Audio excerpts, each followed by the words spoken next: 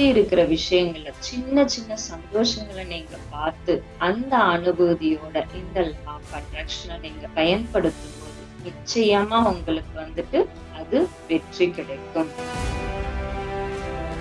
உங்களுடைய அதிர்வெண் அந்த ஃபீலிங்கோட இருக்கும்போது, அன்போட, ஆனந்தத்தோட, அன்பும் ஆனந்தமும் தனித்தனியா கிடையாது மாஸ்டர்ஸ்.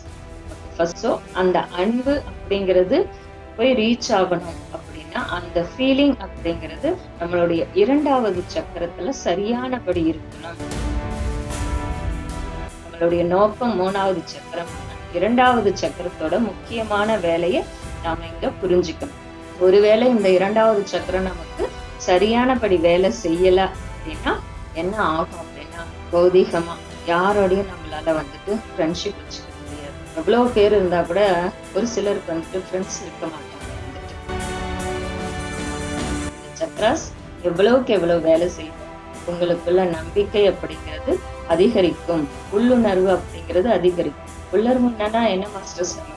நமக்குள்ள இருக்கிற நம்ம ஆன்மாவோட நாம கலந்திருக்கிறது. அதன் மூலமா என்ன ஆகும்? நமக்குள்ள இருந்தே நமக்கு எல்லா கேள்விக்கான பதில்களும் கிடைச்சிட்டே இருக்கும்.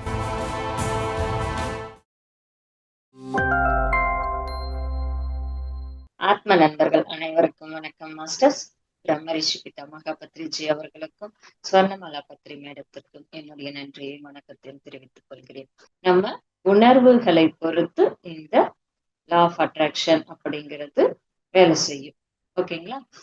இங்க சீதா மாதா என்ன பண்றாங்க அப்படின்னா, அசோகவனத்துல இருக்கிறாங்க இல்லையா, தனிமையில இருக்காங்க, சுத்தி பிடிக்காத சூழ்நிலை, சரியான உணவு இல்லை, சரியான தூக்கம் இல்லை, என்ன ஆகுமோ ஏதாகுமோ அப்படிங்கிற எண்ணம், குழப்பம், இதெல்லாம் அவங்கள சுத்தி இருந்தா கூட அங்க இருக்கிற சின்ன சின்ன ஆனந்தங்களை பார்த்தாங்களாம். அந்த ஆனந்தங்களை பார்க்கும்போது அவருக்குள்ள ஏற்பட்ட ஒரு உணர்வு, அவர் வந்துட்டு ராமர் மேல பாடல்களை எழுத வச்சாங்களாம். ஏன்னா சரஸ்வதி தேவி தான் அவங்கள அவ்வளவு நல்லா பார்த்துக்கிட்டாங்களாம் அந்த நேரத்துல. அதே போல சீதா தேவி என்ன பண்றாங்க அப்படின்னா, சின்ன சின்ன சந்தோஷங்கள், ரொம்ப குட்டி குட்டி சந்தோஷமா இருந்தா கூட அதை கவனிச்சு அத அனுபூதி அடையிறாங்க அந்த சந்தோஷத்தை. அந்த உணர்வுல ராமர் மீது பாடல்களை பாடிட்டு இருப்பாங்களாம் அவங்க வந்துட்டு. அந்த பாடல்கள் டெலிபதி மூலமா ராமரை சென்றடையுமா. ஏன்னா சொல்லுவாங்க இல்லையா, எப்பயுமே நாங்க வந்துட்டு மனோதளத்துல 2 பேருமே ஒன்னா இருப்போம் அப்படிங்கறது சீதாதேவி நமக்கு சொல்லி இருக்காங்க. சோ அப்படி அவங்க 2 பேருமே அந்த அளவுக்கு ஒன்னா இருந்தாங்க. அவங்களுடைய டெலிபதி மூலமா இவங்க என்ன சொல்றாங்களோ அதை உணர்ற அளவுக்கு 2 பேருக்குள்ளயும் அந்த அன்புங்கிறது இருந்தது மாஸ்டர்ஸ். சோ அப்படி இவங்க சின்ன சின்ன பாடல்களை ராமர் மேல பாடும்போது அது டெலிபதி மூலமா அவங்களுக்கு கேட்குமா. அதாவது அந்த உணர்வு அவரை போய் ரீச் ஆகும். அப்படி இருந்து அதுக்கப்புறமா தான் ராமர் வந்துட்டு அவரை மீட்டு கூட்டிட்டு போறாரு. சோ இது எதுக்காக அவங்க சொல்றாங்கன்னா, நம்மளை சுத்தி எவ்வளவு கஷ்டமான சூழ்நிலைகள் இருந்தாலும் கூட, எவ்வளவு மோசமான சூழ்நிலை இருந்தாலும் கூட, உங்களை சுத்தி இருக்கிற விஷயங்கள்ல சின்ன சின்ன சந்தோஷங்களை நீங்க பார்த்து அந்த அனுபூதியோட இந்த லா ஆஃப் அட்ராக்ஷனை நீங்க பயன்படுத்தும் போது நிச்சயமா உங்களுக்கு வந்துட்டு அது வெற்றி கிடைக்கும். எஸ் மாஸ்டர்ஸ், கண்டிப்பா இதை நாம எல்லாரும் உபயோகப்படுத்தணும். ஆனா சின்ன சின்னதா நான் உபயோகப்படுத்தினேன். அப்போ உண்மையிலே எனக்கு இது நடந்ததுதான். அந்த சந்தோஷம் சின்ன சின்ன விஷயங்கள்ல இருந்தது. உண்மையை சொல்லணும் அப்படின்னா, நான் யாராவது பார்க்கணும்னு நினைச்சிருக்கிறதோ, இல்ல ஏதாவது எழுதும் போது நினைக்கிற விஷயங்களோ, இல்ல எனக்கு ஏற்பட்ட அனுபவங்களோ, அது வந்துட்டு ஆச்சரியமா தான் இருக்கும். எப்படி இது நடக்குதுன்னு சொல்லிட்டு. ஆனா எனக்கு லா ஆஃப் அட்ராக்ஷன் அப்படிங்கிற பேர்லாம் தெரியாது. ஆனா தியானம் செய்தா எல்லாமே நடக்கும் அப்படிங்கிற ஒரு பேர் மட்டும்தான் எனக்கு தெரிஞ்சது. ஆனா இப்படிப்பட்ட ஞானங்களை நாம படிக்கும் போதுதான் அதை பிரிச்சு என்ன அது அப்படின்னு பொருள் புரிஞ்சுக்க முடியுது. சோ மாஸ்டர்ஸ், அதே போலதான் பார்வதி தேவி சிவா பெருமானை அடையறதுக்காக நிறைய வழிகளை ட்ரை பண்றாங்க. அவங்க கூட வந்துட்டு நிறைய வழிகளை ட்ரை பண்றாங்க. ஆனாலும் வந்துட்டு அவரை அடைய முடியறது இல்ல. மன்மதன் கூட போறாரு. ஆனா மன்மதன் என்ன ஆகுறாரு? பஸ்மம் ஆகுறாரு இல்லையா? அது மாதிரி எவ்வளவோ முயற்சிகள் பண்ணும் போது கூட சிவபெருமான அடைய முடியல. ஏன் அப்படின்னா, அவங்க அந்த பார்வதி தேவி கிட்ட இருந்து வர்ற அந்த அன்பின் அதிர்வெண் வந்துட்டு சிவபெருமான ரீச் ஆகலையும். ஆனா நிறைய முயற்சிக்கு பின்னாடி பார்வதி தேவியுடைய அந்த அன்பின் அதிர்வெண் வந்துட்டு, அந்த அன்புங்கிற அலை வந்துட்டு சிவபெருமானை அடையும் போது இருவரும் மனம் முறித்துக் கொள்கிறார்கள். சோ இதுதான் மாஸ்டர்ஸ் உண்மை. உங்களுடைய அதிர்வெண் அந்த ஃபீலிங்கோட இருக்கும்போது, அன்போட, ஆனந்தத்தோட, அன்பும் ஆனந்தமும் தனித்தனியா கிடையாது மாஸ்டர்ஸ். நமக்கு ஃபர்ஸ்ட் இருந்து சொல்லிட்டு வராங்க. அன்பும் ஆனந்தமும் வேற வேற கிடையாது. அன்பு இருக்கிற இடத்துல ஆனந்தம் கண்டிப்பா இருக்கும். ஆனந்தம் இருக்கிற இடத்துல அன்பு கண்டிப்பா இருக்கும் அப்படின்னு சொல்லிட்டு. சோ அந்த அன்பு அப்படிங்கிறது போய் ரீச் ஆகணும் அப்படின்னா அந்த ஃபீலிங் அப்படிங்கிறது நம்மளுடைய 2வது சக்கரத்துல சரியானபடி இருக்கணும்.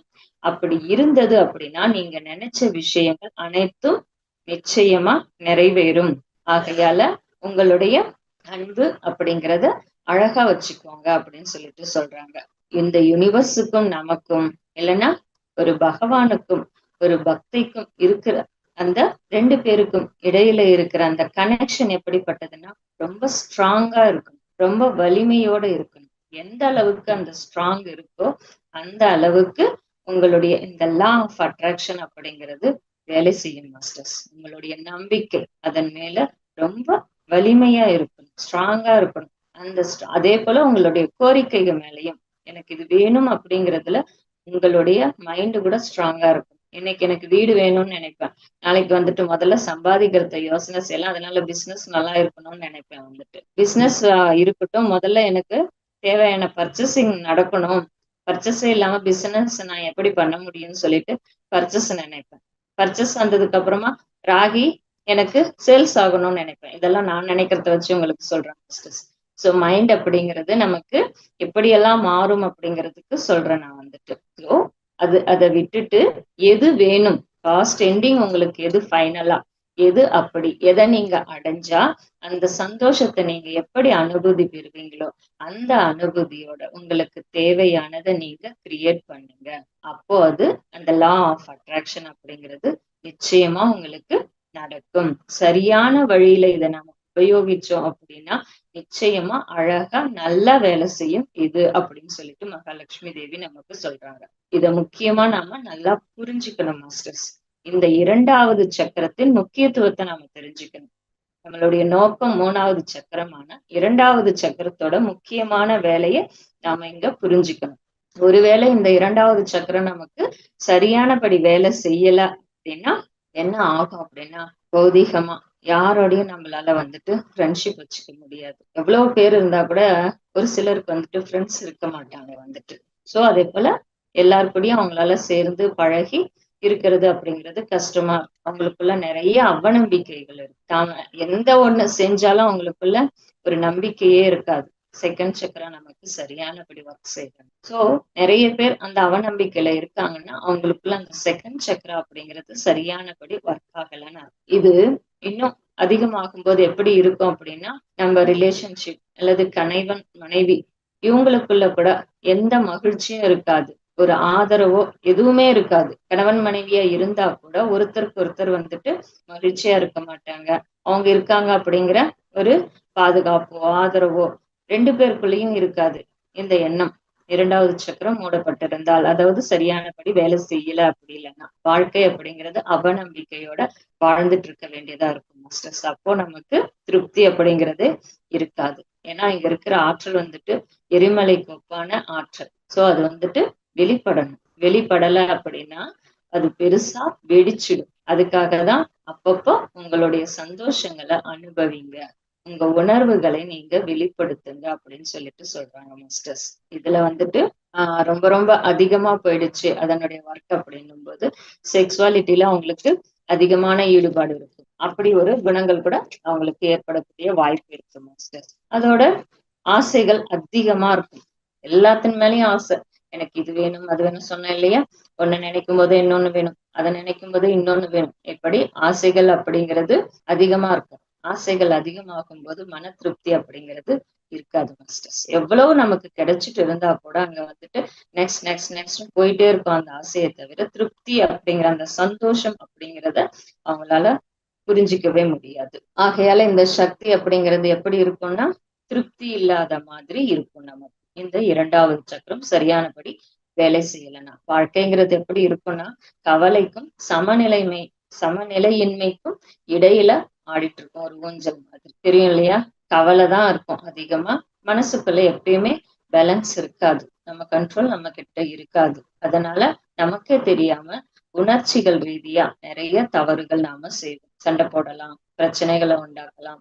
நாம சண்டை போடுற மாதிரி, நாம கோபப்படுற மாதிரியான சூழ்நிலைகள் நமக்கு வரலாம். ஆகவே இந்த 2வது சக்ரா அப்படிங்கறத நாம சரியானபடி வச்சுக்கணும் மாஸ்டர்ஸ். இந்த 2வது சக்ராவுக்கு இன்னும் சொல்றாங்க, மகாலட்சுமி தேவி என்ன சொல்றாங்க அப்படின்னா, நல்ல மரங்கள் கிட்ட போயிட்டு நீங்க உட்காருங்க. அப்படி நீங்க உட்கார்ந்தீங்க அப்படின்னா உங்களுடைய எல்லா பிரச்சனைக்கும் தீர்வு கிடைக்கும். உங்க பேலன்ஸ் இல்லாம ஏதேதோ ஓடிட்டு இருக்கு இல்லையா நம்ம மனசுல, அந்த எண்ணங்கள் எல்லாமே மெதுவா சமநிலை ஆகும்னு சொல்றாங்க. ஒரு மரத்துக்கிட்ட போய் நீங்க உட்கார்ந்தீங்க அப்படின்னாலே உங்களுடைய மனம் சமநிலையாகும். அந்த மரத்துக்கு எல்லாமே வந்துட்டு ஒரு கோல்டன் ஆரா இருக்குமா மாஸ்டர்ஸ். அதை சுத்தி ஒரு கோல்டன் கலர் இருக்கு. அது உங்களுக்கு தேவையான நிம்மதியை கொடுக்கும், ஒரு பொறுமையை கொடுக்கும், ஒரு அமைதியை உங்களுக்கு கொடுக்கும். அப்போ உங்களுடைய பிரச்சனைக்கு அது தீர்வாகவும் இருக்கும். அது மட்டும் இல்ல ஃப்ரெண்ட்ஸ், சரியான தாம்பத்திய உறவு இல்லாதவங்க கூட மரத்துக்கிட்ட போய் உட்காரும் போது அவங்களுக்குள்ள அந்த சமநிலை அப்படிங்கிறது கூட ஏற்படும். இதுக்காக தான் நமக்கு சொன்னாங்களோ என்னவோ இல்லையா, அரச மரத்தை சுத்தணும் அப்படின்னு சொல்லியிருக்காங்க. இன்னைக்கு நமக்கு வந்துட்டு நிறைய எல்லா கடவுள்களுக்கும் போனோம்னா அந்தந்த கடவுளுக்குரிய மரங்கள் அப்படின்னு சொல்லிட்டு கோயில்கள்ல வளர்த்திருப்பாங்க வந்துட்டு. அந்த மரங்கள் எல்லாமே இருக்கும். இது எல்லாமே எதுக்கு அப்படின்னா, மரங்களுடைய சக்தி அவ்வளவு உயர்வானது. முழுக்க முழுக்க வந்துட்டு தியாகத்தோட இருக்கக்கூடியது மாஸ்டர்ஸ். சுயநலம் இல்லாதது மரங்கள் அப்படின்னா. நம்ம தண்ணி ஊத்துனா போதும், எவ்வளவு அழகா கொடுத்துட்டே இருக்குது வந்துட்டு வாழ்நாள் முழுக்க. அது முடிஞ்சு போன அந்த ஆயுளுக்கு அப்புறம் கூட அது ஏதோ ஒரு விதத்துல நமக்கு பயன்பட்டு கொண்டே இருக்கு. முழுமையா எந்த சுயநலமும் இல்லாம நமக்காக இருக்கு. அதனாலயோ என்னவோ அதுகிட்ட நம்ம உட்காரும் போது நம்மையும் அறியாம நமக்குள்ள ஒரு நிம்மதி அப்படிங்கிறது வரும். ஆகையால உங்களுக்கு எப்பெல்லாம் இந்த உணர்வுகள்ல பேலன்ஸ் இல்லாம இருக்கும், அப்பெல்லாம் ஒரு மரத்துக்கிட்ட போய் உட்காருங்க, மரத்தோட பேசுங்க, மரத்தை தொட்டு பாருங்க. அது உங்களுடைய அந்த உணர்வுகளை பேலன்ஸ் ஆக்கும். அது உங்களை இந்த 2வது சக்கரத்தில் சரியாக வேலை செய்யும்படி பார்த்துக்கும். உங்களுக்குள்ள இருக்கிற ஸ்ரீ புருஷ தத்துவங்களை அந்த 2த்துக்கும் இடையே ஒரு இணக்கமான உறவை ஏற்படுத்தும். 2மே ஒண்ணுத்துக்கொண்ணு சேர்ந்து வேலை செய்யும். இது எப்படி இருக்கும் அப்படின்னா, பாக்குறதுக்கு அழகா ஒரு நடனம் போல இருக்கும். நமக்கு நடனம்னாலே நினைப்பு வரும். சிவபெருமான், பார்வதி தேவி, ராதாகிருஷ்ணன் இவங்களுடைய நடனங்கள் எல்லாமே நமக்கு பார்த்தா எவ்வளவு சந்தோஷமா இருக்குமோ, அது மாதிரி ஸ்ரீ புருஷ தத்துவம் கூட இந்த உணர்வு நிலை பேலன்ஸ் ஆகும் போது அவ்வளவு அழகா இருக்குமா உங்களுக்குள்ள இருக்கும்போது. ஒருவர் வந்துட்டு அவருடைய வாழ்நாள் முழுக்க தியானம் செய்ய முடிவு செய்யும் போது கூட இந்த 2வது சக்கரா அப்படிங்கிறது உயர் சக்கரங்களோட இணைந்து ஒரு இணக்கத்தோட வேலை செய்யும் மாஸ்டர்ஸ். பாருங்க மாஸ்டர்ஸ், தியானத்தை எவ்வளவு அழகா சொல்லியிருக்காங்க. நீங்க தியானம் செய்யும் போது, அதுவும் எப்படி வாழ்நாள் முழுக்க தியானம் செய்யணும் அப்படின்னு ஒருவர் தீர்மானம் செய்யறாரு அப்படின்னா, நிச்சயமா அவருடைய 2வது சக்கரம் மற்ற சக்கரங்களோட சேர்ந்து ஒரு நல்லிணக்கத்துடன் வேலை செய்யும்.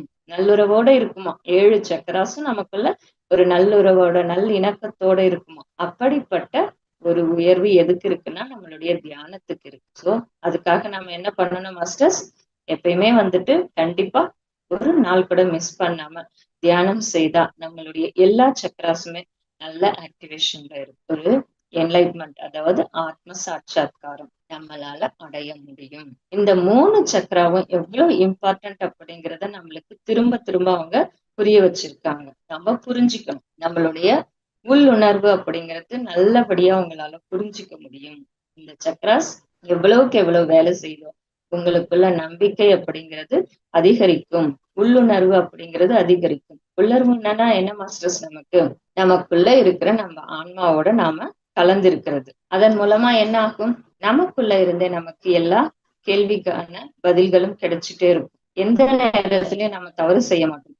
நம்ம சொல்லுவோம், யாராவது தப்பு செஞ்சாங்கன்னா அவனுக்கு மனசாட்சியே உறுத்தலையா அப்படின்னு சொல்லிட்டு. நிச்சயமா நீ தப்பு செஞ்சாலும் மனசாட்சி வழி சொல்லும். அதே போல சரியானது செய்யும் போது கூட உங்களுடைய மனம் அவ்வளவு சந்தோஷமா இருக்கும். சோ எல்லா இடத்துலயுமே உங்களுடைய உணர்வு அப்படிங்கிறது மாறிட்டு இருக்கு. இதெல்லாம் நீங்க கவனிச்சீங்க அப்படின்னா தியானம் உங்களுக்கு ரொம்ப அருமையா இருக்கும் மாஸ்டர்ஸ்.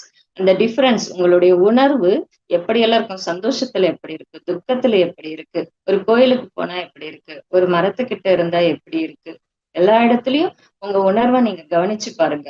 அப்படியே கவனிக்க முடியலன்னா கண்ணை மூடிட்டு தியானம் செஞ்சுட்டு கவனிச்சு பாருங்க. அந்த உணர்வு நிலையெல்லாம் உங்களுக்கு டிஃபரன்ஸ் தெரிஞ்சது, புரிஞ்சுக்க முடிஞ்சது அப்படின்னா தியானத்துல நாம இன்னும் உயர்வான இடத்துக்கு போக முடியும் நம்மளால. ஏன்னா எல்லாமே உணர்வதுதான். தியானத்துல எதை தெரிஞ்சுக்கிறோம் அப்படின்னா எல்லாம் ஒரு உணர்வின் மூலமா தான் தெரிஞ்சுக்கிறோம். சோ அந்த உணர்வுடைய டிஃபரன்ஸ் நீங்க புரிஞ்சுக்கிட்டீங்க அப்படின்னா உயர்ந்த உணர்வு நிலையை உங்களால அடைய முடியும். உயர்ந்த உணர்வு நிலையில என்ன மாஸ்டர்ஸ், நம்ம கடவுள், நமக்குள்ள கடவுள் இருக்கா, கடவுள் கிட்ட இருந்தா நாம வந்திருக்கிறோம், திரும்ப நாம அந்த இடத்துக்கு போக போறோம், இதுக்கு நடுவுல இந்த ஆட்டங்கள்லாம் எதற்கு அப்படின்னு எல்லா விஷயமும் நமக்கு புரியுறதுதான் மாஸ்டர்ஸ். சோ இந்த ஈர்ப்பு விதியை நாம பயன்படுத்தும் போது முழுக்க முழுக்க நம்மளுடைய ஆன்மாவுக்கும் பூர்ணாத்மாவுக்கும் கூட தொடர்பு அப்படிங்கிறது ஏற்படுகிறது. இந்த ஈர்ப்பு விதியை நீங்க பயன்படுத்தும் போது உங்களுடைய முற்பிறவிகளில் அல்லது இப்பிறவிகளில் செய்த செயல்களை கொடுத்து உங்களுடைய அடுத்த பிறவியிலையோ இந்த பிறவியிலையோ கூட உங்களுக்கு என்லைட்மெண்ட் அப்படிங்கிறது கிடைக்கும். உங்களுக்கு எது தேவையோ அந்த அதிர்வெண் உங்களுக்கிட்ட இருந்து ரிலீஸ் ஆகும்போது ஆட்டோமேட்டிக்கா என்ன ஆகுது, அது உங்களை நோக்கி வர ஆரம்பிக்கும்.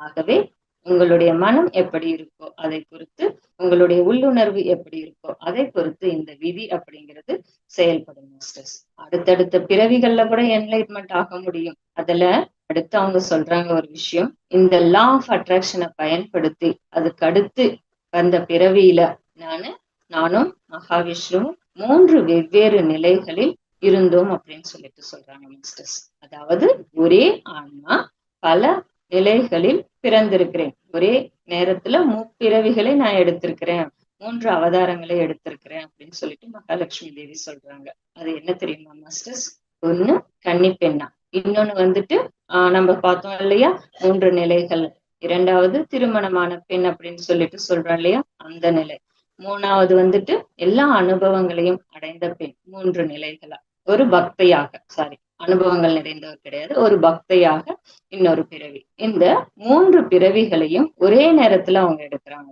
இதெல்லாம் யாரால செய்ய முடியும்னா மாஸ்டர்ஸ், உயர் ஆன்மாக்கள், உயர்ந்த நிலையில உன்னத நிலையில இருக்கிற ஆன்மாக்களால ஒரே நேரத்துல பல பிறவிகளை எடுக்க முடியும்.